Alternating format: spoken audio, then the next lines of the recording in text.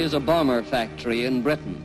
The workers have arranged with their management and their joint production committee to build a bomber in the record time of 30 hours, and they asked us to make a film record of it. While some people cultivate victory gardens in their leisure hours, the people of this factory build bombers in their spare time. We went along with our cameras to try and keep pace with this record-breaking attempt. It was quite a job. So one Saturday morning, not so long ago, we had our cameras in position when the workers arrived at the factory. Everybody had the feeling, well, here we go. So we all took a deep breath and got set for 30 hours of non-stop, real hard work. The clock strikes 9 and the record-breaking attempt begins. 2 sections of the fuselage are carried in. The dark girl with the riveter there is Eileen Daphne, who used to work in a rayon factory. One of her brothers was killed in a naval action a little while back. The fuselage parts are assembled in big frames they call jigs. These volunteer workers are giving the bonus they're earning today to the Red Cross Aid to Russia Fund, and they're out to break that 30-hour record they've set themselves. You can get some idea now of the size of the bomber. It's almost 65 feet long. Here is Evelyn Coates, an inspectress who used to work in a draper's shop. She told me at this point that she had found no faults at all. The workers were not only doing the job fast, but their work is perfect too. Across the factory and the wing assembly, there is more activity under the eagle eyes of the inspectors. Though you may not think they're working fast, the progress they are making speaks for itself. For it's only 10 o'clock, 1 hour from the starting time. Grace Wally and Hilda Dodd are doing a man's job of work, assembling the bomber's cabin heater. Back in the main assembly, the wooden floor is fitted to the fuselage. Notice how everything fits with precision. There's no bullying the parts together. One fits willingly with the other. The forward bulkhead frame goes in, and then the pilot's seat, control column, and the cockpit floor all in one unit. And how's the time going? Well, they've been working 1 hour and 17 minutes. Testing the flaps on the wings is Eva Williams, a nurse by profession, testing fractures in tubes instead of in bones. There's our chief cameraman, Chick Fowle, trying to keep up with the work. The short, dark girl assembling the ailerons is 23-year-old Evelyn Homewood, whose husband is in the Royal Air Force.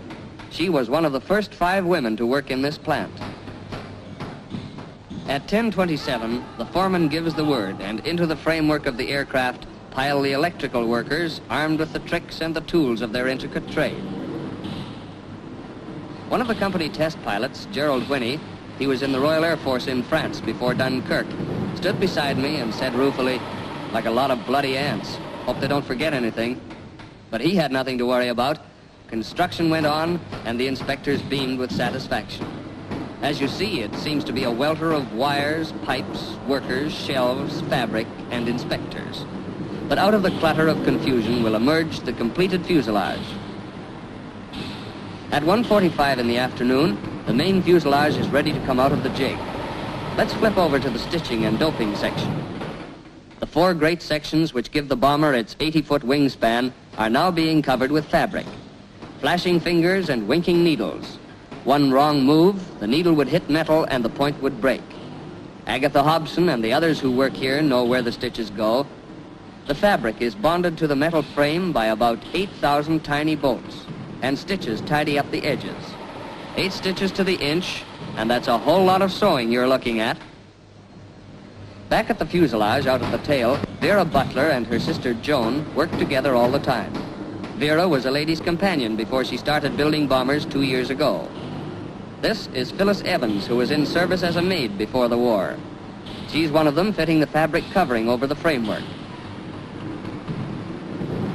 And here is the process of weatherproofing and strengthening the fabric. The grayish-white material changes to dull red as the dope goes on. 9 coats are applied, but it dries quickly and there's no hold up here.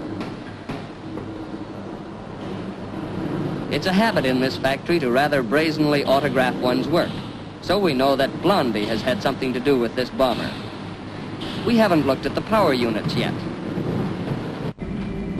A tiny brunette, Eva Powell, who runs a crane away up there under the roof girders, brings an engine the length of the shop and gently lowers it to what they call the power egg or nacelle. It looks like an egg at that. Norman Martin over there was once third officer on the pleasure liner Rawalpindi before she was converted to a merchant cruiser. Norman has been working on this type of aero engine for quite a time and thinks it's the finest in the world. The girl with him is Ailsa Grindley, who would rather work on engines than in the confectionery store where she used to work in peacetime. The time has come to bring the component parts together. This means that the various departments are delivering their finished sections to the main assembly, and here they come. Now we'll see it take shape as a bomber. The fuselage is trundled down the factory at 6:15 in the evening, 9 hours and 15 minutes after the start. The cranes come lumbering overhead with the power eggs, which are gently and firmly lowered into place and connected up. Next, the tail surfaces. The elevators and tail fin, like a big black sky knife, are lowered and connected. Each part is installed by a swiftly moving expert team. This is the bomb beam, like a compact miniature bridge. Look at the speed with which they set the bulletproof petrol tanks into the main planes. When this is done, the overhead crane picks up the wings and sweeps them into position where skillful hands guide them into place. Now the bomber is complete with its 80-foot wingspan. It won't be long now before this bomber is loaded with an outward bound cargo for Germany at the rate they're going. The shift of workers changes. The night workers arrive along with the port air screw. At the same time, another crew is fitting the starboard propeller. And the time is only 23 minutes past 8 in the evening. The workers are beginning to make bets. For after all, there are still 17 hours and 20 minutes to go in that 30-hour mark they've set themselves. The rear turret arrives on a portable crane. Robert Davis skillfully guides it into place. He bruised his fingers nearly every day for a year, but now he handles the job as easily as he brushes his teeth. At 10:30 at night, the landing wheels are installed. Wheels 4.5 feet high that weigh 300 pounds. I don't know if you noticed her, but Ivy Bennett caught my eye. I noticed her because she was wearing a very sheer pink chiffon blouse. I remarked on it, but Ivy grinned and said she'd come away from a party in a hurry so that she could get on this night shift and help to make this record-breaking bomber. These are the inner petrol tanks. Amazing, isn't it, the way every inch of space is used. Before our unbelieving eyes, the bomber really looks like an aircraft. Ernest Tootle, who used to be a coach painter, applies the RAF rondel on the fuselage and wings. I don't know where he gets that steady hand at 3 in the morning, for you'll notice that he does it freehand. Meanwhile, further inspections are taking place and checked off on the progress charts as each detail is okay. As the clock at the end of the assembly line points to 20 minutes past 3, a tractor tows the bomber to the running shed. This is a huge area at the end of the production line where final inspections and the first engine tests are made. There's a feeling of high expectancy in the air, for there in front of us is what we think is the fastest job of bomber construction in the world.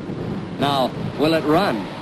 Like seagulls following a liner, the workers tag after it to continue their jobs.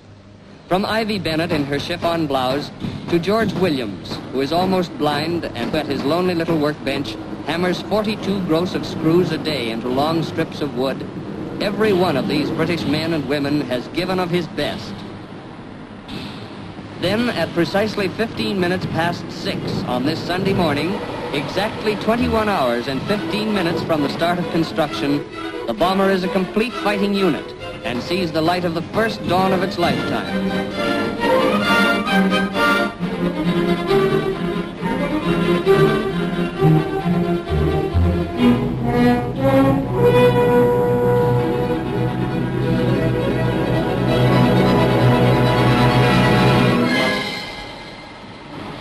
This is a very special occasion, so like a gallery at a sporting event, the workers stand and watch.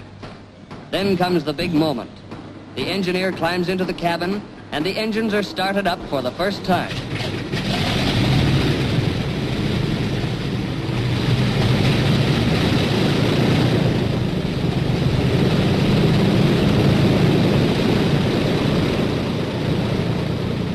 More inspectors swarm about the bomber, prying into every nook and cranny.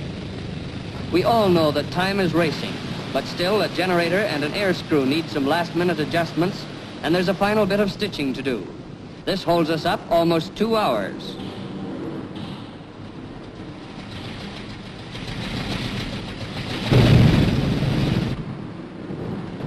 Finally, the engines, electrical equipment, airframe, everything has received its final test and okay, and the bomber is ready for the takeoff. It's full daylight and 10 minutes to 9 in the morning. 10 minutes short of an exact 24-hour day that the finished bomber is rolled out onto the tarmac adjoining the factory. The record is going to be really shattered and no mistake.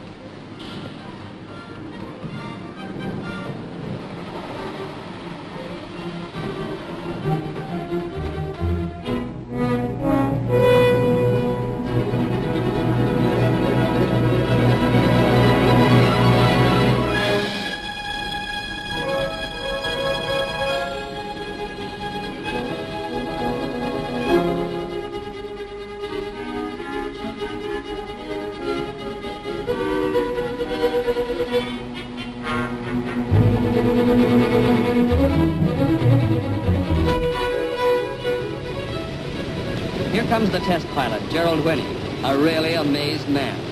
He was planning to fly the bomber this afternoon, but so fast has this aircraft been completed that they got him out of bed to put the bomber through its paces.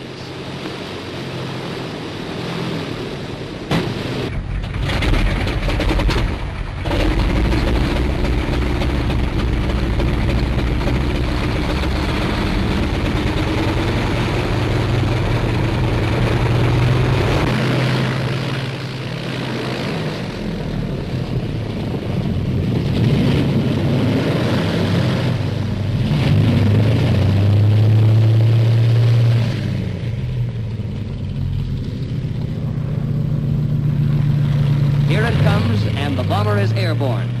The record? Yes, they broke it, those workers. They said they'd build a bomber in their spare time in 30 hours. Its wheels lifted from the ground in exactly 24 hours and 48 minutes.